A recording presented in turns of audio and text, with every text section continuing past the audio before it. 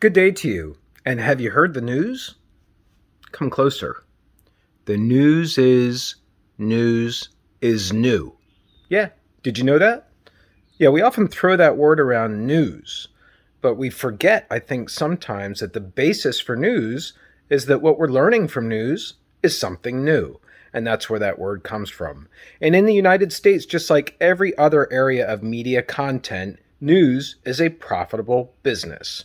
So we're taking on news today in chapter 5. It's all around us on places like, well, I have CNN on right now, but it's a commercial, right? It's one of the I guess it's one of the fundamentals that you get when news is a profit-making business. You have commercials in the middle. You have advertising in the middle of news.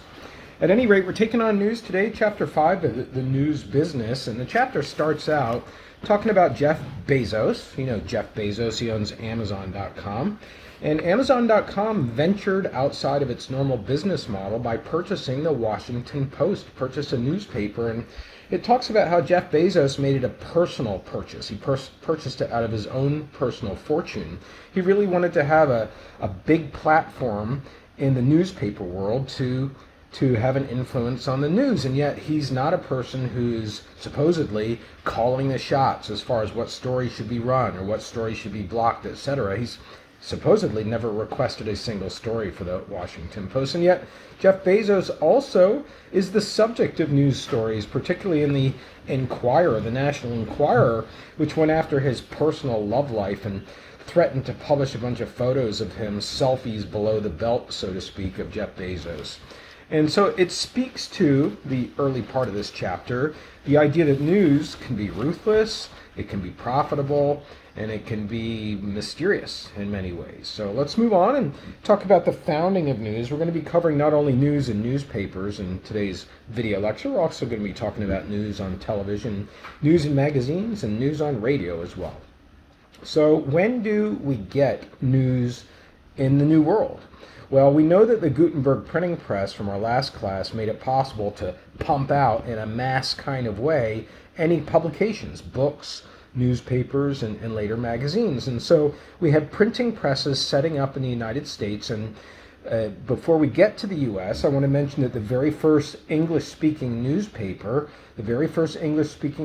was actually published in Amsterdam, the city of Amsterdam in Holland, which has to be hosting to many different kinds of people speaking many different languages. And so an English language newspaper emerged there. It was called Curanto, Curanto, in 1618. That's the very first newspaper. And it contained British news and foreign news. That was the main purpose of that newspaper. And by the way, if you wanted to have a newspaper in Europe, it wasn't like you just started one up like you can do here in the U.S. today as a business. You had to be licensed in Britain. You had to be licensed, and that's because most governments were afraid of the effect that newspapers might have if the newspapers went against the government and started criticizing the government, in many cases a king or a queen. They could fall from power. And so newspapers were licensed in Europe for the most part. The very first newspaper in the United States was said to be that newspaper we've already mentioned a couple times in this class, Public Occurrences. Isn't that a neat title for a newspaper, Public Occurrences? That came out in the U.S. before we were even a country in 1690, that newspaper. And that newspaper was a good example of how censorship or a fear on the part of the government for what might happen took place, because Public Occurrences was shut down by the government in New England for printing disparaging remarks about the King of France. And in New England was looking towards France as a possible support nation in the revolution against the British. So you do not disparage the King of France.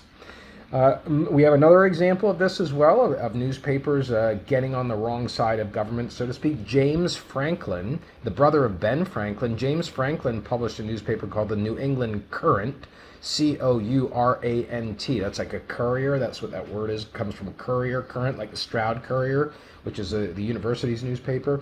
So James Franklin published this newspaper, the New England Courant, in 1721, but he was thrown in jail for irritating the authorities, for criticizing government officials in New England. And guess who took over that newspaper? It was Ben Franklin. He took it over at the age of 16. He was a newspaper owner at the age of 16. And then later Ben Franklin purchased that paper we've already talked about in this class, the Pennsylvania Gazette, and he turned it into the most influential newspaper in the colonies. Among other things that newspaper did breaking ground-wise was it published a cartoon for the first time and a weather report. All right, let's move on now to circle back to the penny press. We've already introduced this idea earlier, and we want to remind ourselves that the original newspapers were not something that the average person had access to because you had to read and you had to be able to afford them. So the original newspapers were designed for the elite. They were also often an extension of a political party. Like the Whig Party, WHIG, or today's party would be Democrat and Republican. Newspapers were like mouthpieces for those organizations in the early part of the colonies. Newspapers were subsidized by political parties. They would pay for news to be published to try and influence public opinion, right? So all of that changes because of a person by the name of Benjamin Day. Benjamin Day had a newspaper in New York. He called it the New York Sun. And he started to change the way that newspapers presented news because the penny press made it possible for everybody to purchase newspapers. They very, very cheap. And no longer were newspapers relying just on people purchasing them to fund the newspaper, because now newspapers were full of advertising when the penny press come on the scene. It's only costing 1 penny for a newspaper. So Benjamin Day started this newspaper in 1833. He called it the New York Sun. The New York Sun, he's the first to give a motto to a newspaper, and this newspaper was called "It Shines for You." And in fact, if you look across the world, you'll find many newspapers with that title Sun in the title. I mean, San Bernardino Sun is a newspaper out in California, for example. Benjamin Day also harnessed use of the steam engine to produce newspapers. The steam engine is pumping out those newspapers very, very quickly. So what made his newspaper different from the other newspapers is he started to emphasize facts over opinion. He wanted his newspaper, the New York Sun, to be independent of political parties, because if you align yourself with a political party, Democrat or Republican, you're going to lose the other readers. So he just wanted it to be a neutral, factual newspaper, not because he believed in objectivity and facts so much as he didn't want to ruin the potential ability to bring in advertising from people who would have otherwise not read the newspaper because it would be very political. So instead he focused on things like crime. That's what he started to take a look at. I mean, crime is not necessarily a political issue, it's a factual thing, and it's of interest to people.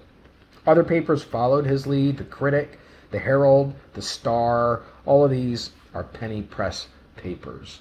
And really the concept of news started to take shape here at that word news. The newest developments in police arrests, in courtroom activity, in what's happening on the street. And also, at the same time, remember this is taking place in the context of industrialization, where people are starting to experience wealth for the first time. They're working in those factories, so they have extra money to spend. And so what they're spending it on are things that are pleasing them. They're spending them on consumer goods, clothing, accessories, even beauty products. And so that's what a newspaper started to do, started to offer all these ads for these kinds of products inside of the newspaper. And really what happened because of Benjamin Day is news started to become a habit. Yeah, accessing the news. So I don't know how you are with news, but I'm looking for news all day long. If I have a few moments, I'm checking my phone. I'm looking at CNN. I'm looking at Twitter.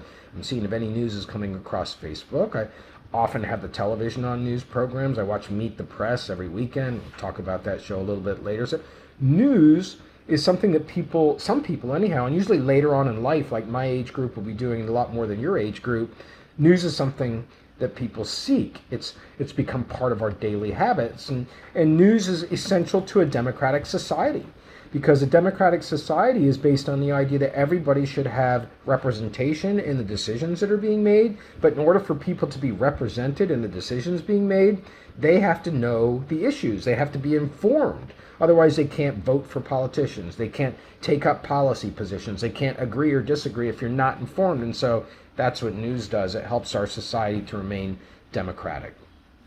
Now let's go on to two people who did battle as newspaper owners and ushered in a new era of journalism and news. So the first person we're going to talk about is Joseph Pulitzer. Have you heard that word before, as in Pulitzer Prize? Joseph Pulitzer, he came from Austria to the United States, and he came to the United States to fight in the Civil War. And actually what he ended up doing was being a reporter for a German language newspaper on the Civil War, reporting back to Germany in this German language newspaper. And when the war was over, he decided to buy a newspaper called the St. Louis Post and Dispatch. The St. Louis Post and Dispatch, Joseph Pulitzer purchased in 1878. He became the publisher, and he got that circulation way up from 15,000 readers to 250,000 readers. So he was a very successful person. Remember, there's no radio, there's no cell phones, there's no Twitter feed. It's newspapers. That's where you're getting your news from in the 1800s. So, but he had greater sights. He wanted to find a bigger market. So he decided to go to New York. And in 1883, he bought the New York World, and he totally turned it around. He changed the appearance. He made the newspaper much more dramatic with really big headlines on the top, like Mayor of New York caught in scandal. You know, those are the kinds of things that he did. He also came up with what is known as the above the fold concept. So I have a Pocono record right here. The above the fold concept is going to be the most important story, is going to be in the top half of the paper above the fold. That's where the most important story is. In this case, routes 115, 209, 33 would get upgrades under the bill that's being proposed, the infrastructure bill. So that's a big story. For those of us driving around here in Monroe County, those roads are really clogged all the time anymore. It's a big story. So it's an above the fold story. We can thank Pulitzer for that. He also came up with the concept of a 5th grade reading level, because he realized that many people in New York City were immigrants. And they were actually using the newspaper as a way to learn English. They came here from Italy, for example. And so he wanted to keep the language understandable in the newspaper. And that's why newspapers are not known for breaking through with new vocabulary. Also, Joe Pulitzer made the Sunday paper, a different kind of paper, a thicker paper. That paper, the Sunday paper, also started to include shopping ads inside of it. It's much thicker than a regular edition. He's all responsible for that. And included in that Sunday edition, he used illustrations. He did comic strips. Also, Joseph Pulitzer gave women. He gave women readers romance and fiction story. I mean, the newspaper by its very nature is going to be news, right? But a TV by its very nature, and a radio by its very nature, and its webpage by its very nature are not necessarily news providers, but a news paper, that's the main content, right? So when you put cartoons or romance stories in, it's not the strength of the newspaper, but he was definitely catering to a new audience there. And also he hired a very famous female journalist. Her name was Nellie Bly, B-L-Y, Nellie Bly. She was what is known as a stunt journalist. So she used to get inside of institutions and then report on them from the inside out and expose things that were going on. Her most famous assignment was when she pretended to be insane, and she got admitted to an insane asylum, and then she covered what it was like for women and men to be captive in these terrible conditions in insane asylums. We don't even refer to them that way anymore. She also covered women in factories as well. So what started to come out of this was a new term used to describe the tone that news was taking on, and that term is called sensationalism. It's really taking stories that are really dramatic and covering those, as opposed to routine news, like a new neighborhood park that's being opened up. That's not anywhere near as interesting as Britney Spears and her father controlling her. That's sensationalism. So along comes another publisher who wanted to compete with Joseph Pulitzer, and his name was William Randolph Hearst. William Randolph Hearst, H-E-R-S-T, and he's different. He came from a wealthy background in San Francisco, and he also had the same idea. He went to New York City and purchased a newspaper there called the New York Journal. And he started to compete with Joseph Pulitzer, these two newspapers together. And the newspaper style that came out during this time was known as yellow journalism. Yellow journalism, it's trying to drum up drama and panic and anxiety, because that's what people are interested in reading. And so yellow journalism does not come, by the way, from a yellow newspaper. That's not where it's coming from. It comes from a cartoon that used to run in one of these papers called The Yellow Kid. So yellow journalism refers to sensational journalism. It refers to, and in William Randolph Hearst's case, where he really focused on was the Spanish-American War. And so that was a war between the United States and Spain, and it took place, some of the battles, in the Caribbean by Cuba.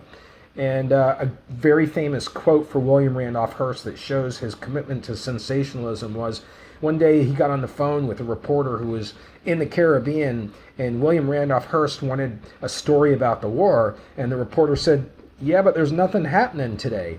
And so Pulitzer supposedly remarked to him, "You furnish the photos, and I'll furnish the war."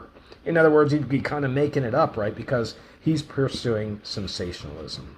Joseph Pulitzer and Randolph Hearst, their newspapers battle. It's kind of like Fox and CNN or Fox and MSNBC going head to head. That's what these two newspapers were doing in the sensational wars. And later on, the kind of newspaper that came out of this kind of journalism in the modern age is the tabloid, right? These are not tabloids. This newspaper here and this one here, USA Today, these are not tabloids. These are what are known as broadsheets. You open them down like that, and then you open them up this way. I've got it all upside down, but it becomes a big thing, right? Kind of unwieldy, especially if you're on public transportation like a train. So the tabloid is really borrowing from the clay tablet, from Moses's clay tablet, in that format of media. And these two newspapers were both tabloid newspapers. And by the way, Joseph Pulitzer, he really regretted his participation in yellow journalism. He thought it was a disservice overall. And so he decided to establish the Columbia School of Journalism, which is still in existence today in the middle of New York City. And because of his efforts to try and bring integrity to journalism, he's recognized by the Pulitzer Prize. The Pulitzer Prize is given out to the best news reporters in a bunch of different categories, Pulitzer Prizes. All right, let's move away from newspapers now to bring in magazines. Magazines have been a big part of the American news landscape early on. Not so much today. Magazines, like newspapers, really struggling with how to compete in a digital age. But we do know that magazines were the king of the photo. That's what magazines do, and that's what they do best. And still today, people page through magazines mostly for the photos, to look at the photos. And so magazines were the first publication, the first mass media form to use what is known as photojournalism. Photojournalism, using photos to tell a story that's news related.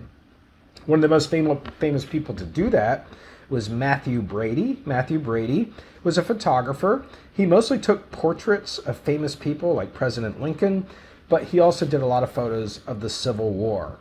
And he used a new technique that was invented that allowed photos to be published in magazines. Beforehand, you couldn't recreate a photo in a magazine. This technique was called a halftone. You can see a link for it in today's email. It's basically a bunch of dots, and when you stand back from these dots, it forms a picture. And so that halftone allowed Matthew Brady to start reporting on the Civil War, and it really changed how people thought of the Civil War. You can see some photos and links today. When you see dead bodies laying by the side of the road, it makes them much more real, and especially when you consider these are people who were neighbors with each other before they killed each other, and black on white, and white on black, and white on white, and black on black people, and horrific. I mean, photos can tell that story much better than words, right? And so that's what Matthew Brady did. In magazines, you also have a style of journalism that emerged that was uniquely a magazine style of journalism. It was called muckraking. Muckraking, or the muckrakers, as they were called, those journalists who were muckrakers. These were investigative reporters. They were trying to uncover fraud, corruption, illegal activity in really big businesses. And the muckrakers typically went after insurance companies, they went after railroads, they went after oil companies. Samuel McClure is the most famous muckraker, and his magazine McClure's was basically based on investigative reporting. And he particularly wanted to go after Standard Oil, which is a Pennsylvania oil company.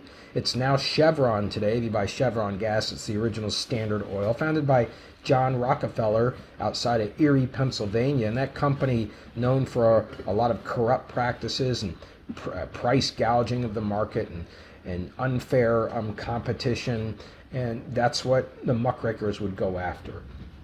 One of the biggest names in the magazine news business is a person we've mentioned before. His name is Henry Luce, Luce, Henry Luce. He was the child of missionary parents who went to China, and then he came back and he founded some news magazines that had different niches. So the most famous one that he founded was Time Magazine, and the Time Magazine would present a bunch of different sides to a story, but the formula for Henry Luce was to make it clear that Time Magazine preferred one particular vantage point. So let's say this infrastructure bill is being talked about in Time Magazine. There might be many different perspectives on how to pay for it. Do you pay for it by raising taxes on corporations? Do you pay for it by using monies that were not spent during the pandemic? Do you pay for it by closing loopholes for people who don't declare their taxes with the IRS? Those are three of the ideas being talked about, and there are others as well. Well, Time would cover all of those, but then make it clear which one it believes is the best way to fund the infrastructure bill. Later on, Henry Luce went on to found Fortune magazine, which focuses on financial news, the Fortune 500, the top 500 companies in the United States. Life magazine, which focused on life and beauty. And then Sports Illustrated was also founded by this Time empire. Now let's go into broadcast news now.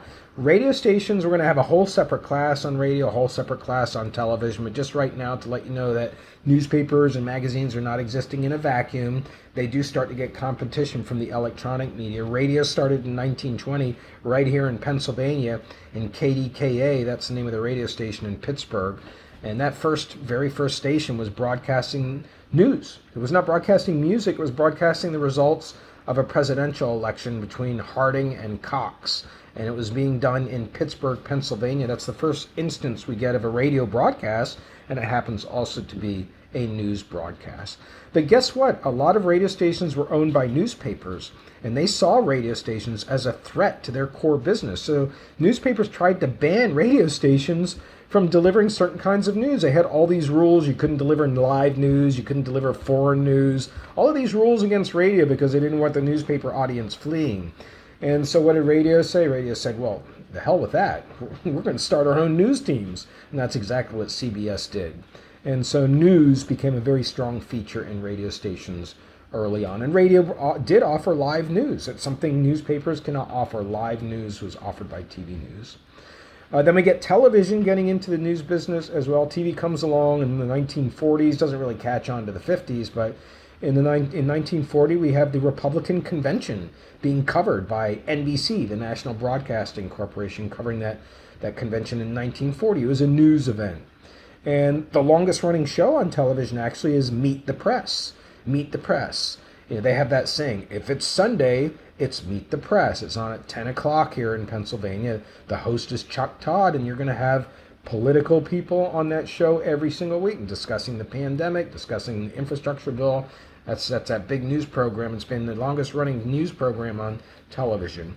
In the 1960s, the three networks, which would be ABC, CBS, and NBC, they had a really big presence in people's lives because they would run the evening news, and everybody would gather around and watch one anchor in particular, a famous anchor by the name of Walter Cronkite. Walter Cronkite, he was thought of as like a father figure to America, a grandfather figure. He was voted the most trustworthy person in the entire country, a TV news anchor.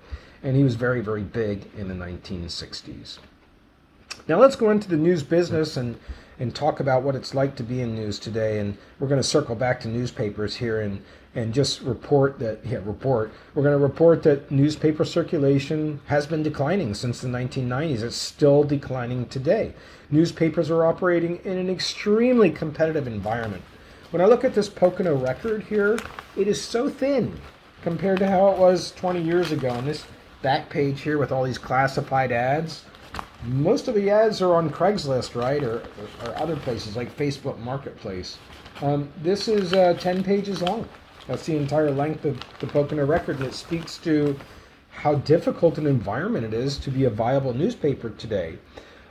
So newspapers are operating in an extremely competitive environment where most people are looking at news on their phones, from their Twitter feeds, from Instagram even. They're getting news from their email services. Yahoo, before you log on, you got a bunch of news stories on Yahoo, and on and on and on. Most newspapers today do not have other competitors newspaper-wise in the market. If you're a newspaper, you're the only newspaper. There's only one Pocono Record, no other newspaper serving Monroe County, PA.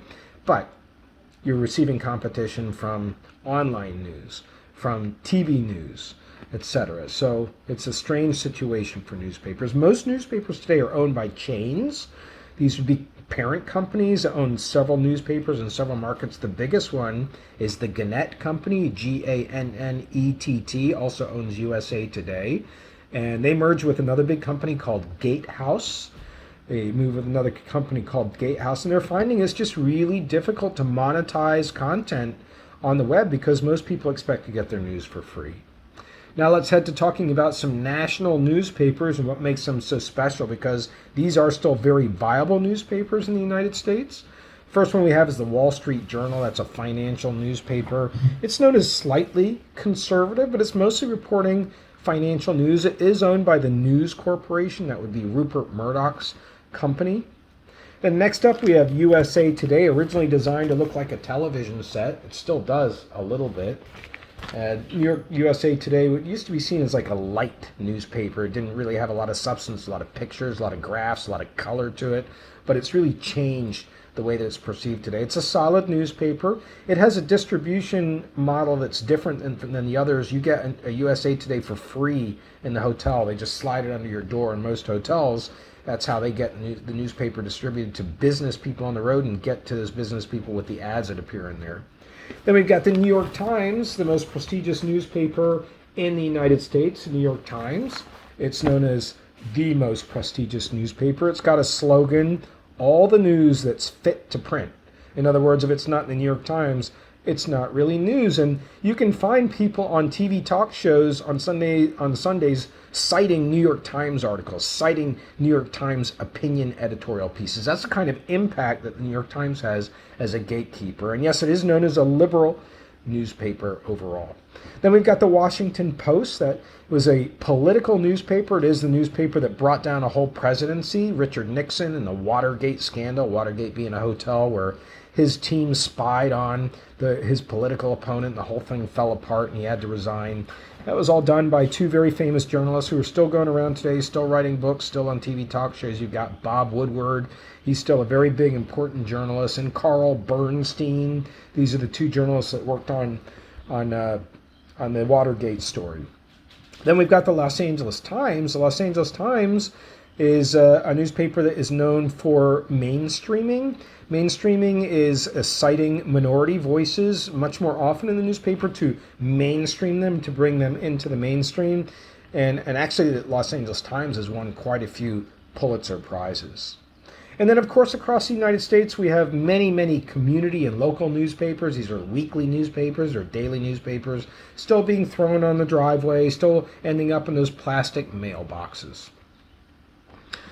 All right, now we're going to move to a researcher who took a look at newspapers. His name is Herbert Gons, and he wanted to study what are some of the basic values that are present in most American newspaper stories. And I'm not going to go over all of the values, but one of them is ethnocentrism. And ethnocentrism is where your country always comes out looking really good compared to other countries in your own news media.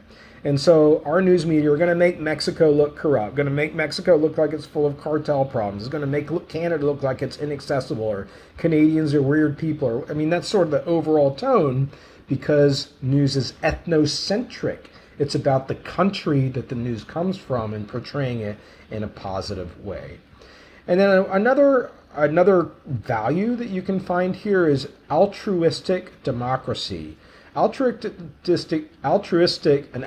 behavior is something you do for somebody else. You don't do it for yourself. It's selfless. If you're altruistic, you're doing something for somebody else. So altruistic democracy is about politicians should serve the public good. That's what we expect our politicians to do. Now let's move on to the concept of objectivity, which is really a problematic concept. We expect our newspapers, and we expect really all of our news to be objective, but there's no such thing as objective news, because reporters are human beings, and human beings have feelings and attitudes and opinions. And so if a reporter goes out to cover an abortion protest, it's impossible for that reporter not to have a personal belief system about that. Of course, the reporter is going to try and be objective because that is what people expect. That's what advertisers expect. That's what Benjamin Day set us up to expect from our news. But at the same time, you're going to structure the story in such a way that it does favor your point of view because people are human beings. Reporters are human beings. So objectivity is really a relative concept. Now let's go on to fake news. This was a concept that became very popular during Donald Trump's presidency, fake news. It has a lot of different interpretations. Some people see it as satirical news, news that's reporting a satire. Like I saw somebody post on Facebook. I don't know if you'll consider this or not. He posted on Facebook that he's not flying a flag that has Donald Trump on it. Now, this is a person who's a Democrat, so he's making a satire. He's saying he's not flying a flag that has a president on it because they're separate. You have the flag, which is about the United States, and then if you support a president, that should be separate. And so that's an example of what some people consider to be fake news. It's satirical news. That's what a satire is. It makes fun of something, right, to make a point. Also, some people consider fake news to be mistake news, news that reported something that wasn't true. So if one of the news outlets reported that one of the bodies was found in the Florida collapsed building and then they were wrong, that would be a legitimate classification as fake news. Also, fake news is seen as partisan clickbait, that term that we borrow from the web, and that's news that's trying to get people to adopt a political point of view. That's another use of the term fake news. And then also fake news is used to refer to foreign manipulation of our news. And usually it's Russia or China that's being talked about here in the bots that go into people's social media and getting people to believe news like Joe Biden is a pedophiliac. Pedophilia, I don't know what the correct noun form of that is. It's an example of bots that are appearing from foreign countries to try and disrupt our system. And that's also known as fake news. All right, now let's go to patriotism in the press. This is next up. And patriotism in the press is all about the idea that reporters actually are risking their lives in many situations, or at least risking their health. And the two most dangerous countries to be a reporter in last year, or in the year 2019, were Mexico and Syria. And 25 journalists were killed in 2019. And actually that's down quite a bit. I look back at the data from 2017, there were 75 journalists killed. So things have improved in that area. And reporters do get threats. They do get phone calls. There are letters that are sent to the editor criticizing them. Sometimes they're physically confronted. When I was in Mexico interviewing a reporter for a book, he was criticizing a government in the state of Veracruz, if you know that state. And he got a phone call, and the phone call just said, "Hey, we know that your daughter is going for her driver's license test tomorrow." Click. That was it. That was the threat, right? That's how it takes place. That's what it's like for some reporters. Now let's move on to the ethnic press. We do have a strong and vibrant ethnic press that has played a vital role in equalizing justice in this country. We have actually up to 4,000 black papers that have been published in the United States over time. The most important ones, first of all, were the Freedom Journal in 1827, the black newspaper, the Freedom Journal. It was founded by John Russwurm, Russwurm. He was the first black person to get a college degree. And prior to his newspaper, black people did not exist in newspapers except if they were covered in crime stories. That's the only way. They had no voice. They weren't reporters. They weren't writers. They weren't being cited as experts. They were only covered if they were involved in crime prior to the Freedom Journal in 1827. Similarly, the North Star is another newspaper, the North Star in 1847. This was put out in Rochester, New York. It was another newspaper. This one was published by Frederick Douglass. Do you know Frederick Douglass? Yeah, almost every university has a Frederick Douglass Institute, including East Stroudsburg University. Frederick Douglass was born into slavery, but he gained his freedom by moving to New York. And when he didn't use it, for retribution, so to speak. He used his freedom to go around the country speaking and inspiring people to believe in equality for everybody, including women. And so Frederick Douglass is a very big name. He spells his name Douglass, two S's on the end of his name, Frederick Douglass, and the North Star newspaper. And then we have the Chicago Defender in 1905. The Chicago Defender was a black newspaper, but it was also a yellow journalism paper. It used bright red headlines, the Chicago Defender. And this newspaper encouraged blacks to move north so that they could find jobs and gain more freedoms rather than remain in the South. We also have Spanish language newspapers, and in particular, Nuevo Herald, which is the New Herald, is published in Florida. It's published by the Miami Herald, which is an English-speaking newspaper. And you can find Spanish language newspapers all across the United States, especially as the Spanish language is increasing here in our country. And then finally, we have a gay press. The gay press has gone online now, but the original gay press was the Washington Blade. The Washington Blade started in 1969. It's the first gay newspaper, and it helped to move gay culture into the mainstream. So this now brings us to looking at the future of news, which is really difficult to tell. I mean, if anybody knew what the future was, the problem with newspaper circulation would have already been corrected. But we do know that newspapers will still be viable. Media never go away once they're born, once they're established, once they're developed. They just reform. They never go away completely. And the New York Times is a good example. It's still a very important part of our political discussions in this country. But the fact is that most newspapers are failing. We perceive that in the future, local news will continue to be a strength of newspapers.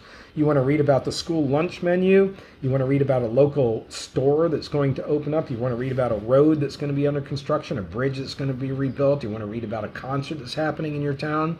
Newspapers, right? Newspapers are going to provide that. It's going to be an important source of local news, is the newspaper. We also know that people will continue to expect news to be delivered for free online because people are used to getting stuff for free.